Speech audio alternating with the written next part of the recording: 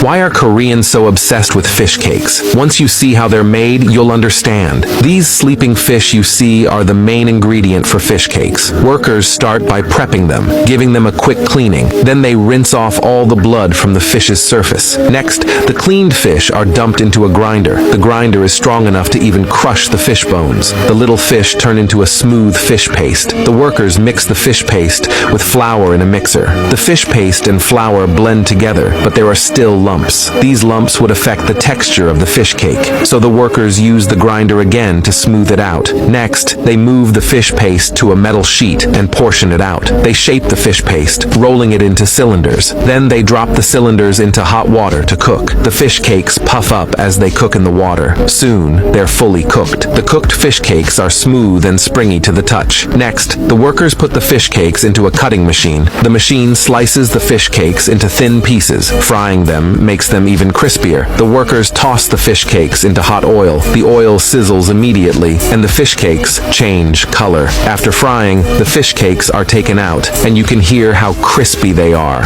Once they've cooled down, the workers package them up. They're light, crispy, and smell amazing. Want to give them a try? This is a famous British delicacy, black pudding. It gets its name from its glossy, pitch-black appearance. British black pudding is made using dried pig's blood powder. During the process of making this blood sausage, no meat is added. It's only filled with pig's blood powder and grains. Then lard is added to enhance the flavor. Workers soak the grains in hot water to soften them. Meanwhile, they pour the prepared pig's blood into a mixer. As the blood mixes, softened grains and lard are added. The mixed blood is then taken out, and the grains give the blood a bit of texture. Workers place the sausage casings on one end of the machine. The mixture of pig's blood flows into the casing through the machine. At the same time, the machine automatically ties off each blood sausage. Workers twist the sausages together, and excess blood seeps out of the casings, giving the sausages a more eerie look. Next, the sausages are boiled until fully cooked. The cooked sausages appear glossy black, like pieces of expensive gems. The workers cut the blood sausages and remove the extra strings. Once sliced, the blood sausage is ready to eat. Its texture is smooth and creamy, with a slight chewiness from the grains. Want to give it a try? This is the biggest scam in India. A vendor buys nearly rotten bananas and turns them into banana milkshakes to sell to customers. The vendor decorates his cart with fresh bananas, not just as decoration, but to make customers believe they are using fresh bananas for the milkshakes. Before customers arrive, he peels all the bananas in advance, making sure no one sees their actual condition. If customers saw the bananas, they'd never come back. Next, he gives the ice a quick rinse and places it into a large metal bowl. The bowl is filled with ice as the cold temperature dulls the taste buds, preventing people from noticing the sourness of the overripe bananas. The vendor then puts the peeled bananas into a blender, adding some milk. As the blender spins, the milk and bananas gradually blend together. Once the mixture is smooth, he pours it into the metal bowl full of ice. He stirs the milkshake vigorously, allowing the ice to cool it down quickly. Finally, he serves the milkshake in a glass, adding a straw for easy drinking. The vendor has to work non-stop to keep up with the demand, ensuring every customer gets their milkshake without disappointment. Banana milkshakes are wildly popular on the streets of India. Would you want to try one?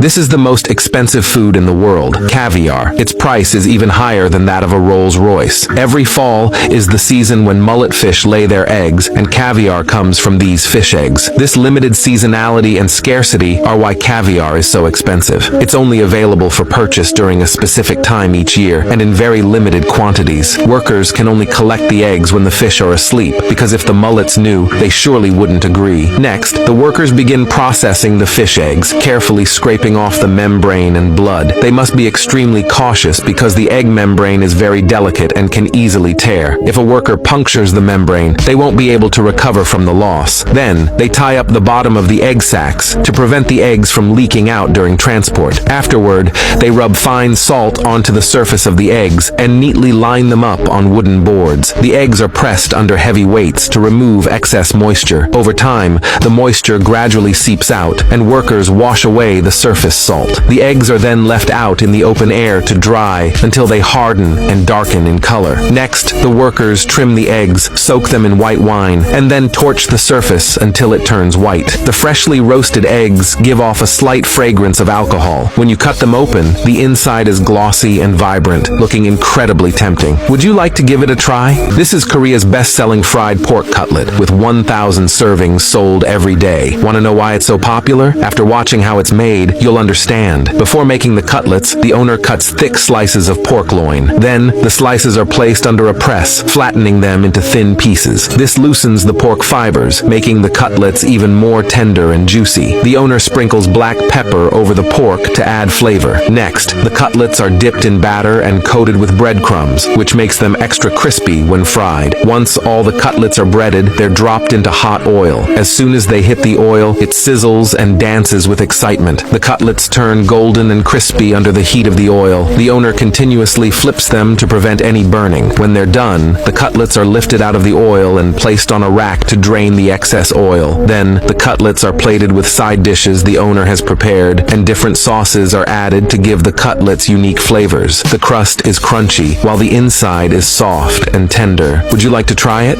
This is one of the most unique Chinese foods, deep-fried dough with an egg inside. No Chinese person can resist it. The owner takes out the prepared dough, which is soft and stretchy, easy to pull right out of the bowl. Then the owner cuts the dough, stretching it into long strips. He covers the strips with chopped green onions, making sure they're spread all over the dough. The finished fried dough will be packed with the fragrance of green onions, since the dough completely wraps them in. Next, the owner cuts the dough again, pinching the ends of each piece tightly to keep the onions from spilling out. Once all the pieces are ready, he drops them into the frying pan. The dough starts to puff up in the oil, filling with air. That's when he adds the egg. He cracks the egg into the dough, letting it cook inside as the dough continues to fry. The egg sets and blends with the dough, becoming one with it. From the outside, you'd never guess what's hidden inside. Only those who've tried it understand the surprise. The owner pulls the fried dough out of the oil, letting the excess oil drain. It's crispy on the outside, soft on the inside, with the perfect mix of fried dough and egg flavors. The combination of textures and tastes makes this snack so special. Would you like to try it? This is the most heartwarming cake in the world, the Rainbow Meal Crepe Cake. The bright colors are sure to bring warmth to anyone who sees it. Before making the cake, the workers must thoroughly clean themselves to ensure the cake's hygiene and safety. After sanitizing,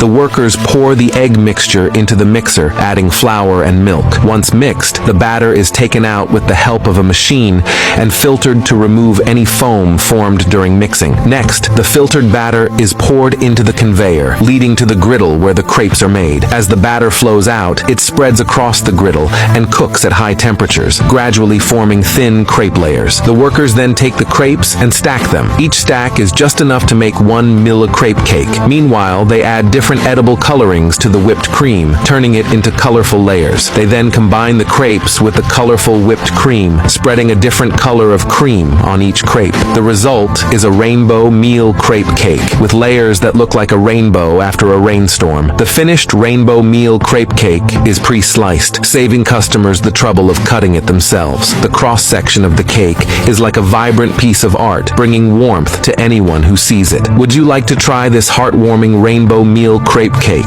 This is the easiest job in China. All you have to do is crush cabbage with your feet, and you can make $5,000 a day. When the cabbage matures, the farm owner will lead the workers to harvest it based on its ripeness. Each cabbage needs to be carefully selected to ensure they are uniform in size and firm in texture. Then, they are cleaned thoroughly and drained. After that, they are chopped into pieces with a knife. Next, they are placed in a container and crushed with feet. Yes, you heard that right, feet. Although it sounds unbelievable, not everyone can do this job. The workers who are allowed to crush the cabbage must be at least 75 years old and have no skin diseases. Crushing cabbage with feet is a traditional method for making sauerkraut, especially used in China and Eastern Europe during the pickling process. The reason for using feet to crush the cabbage is that it contains a lot of water. During the crushing process, the cabbage cells are squeezed, releasing moisture and creating more liquid between the cabbage leaves. This liquid helps the cabbage combine better with the salt and kickstart the pickling and fermentation process. After a long fermentation period, the cabbage gradually becomes more sour, with a crispier texture. Would you like to try it?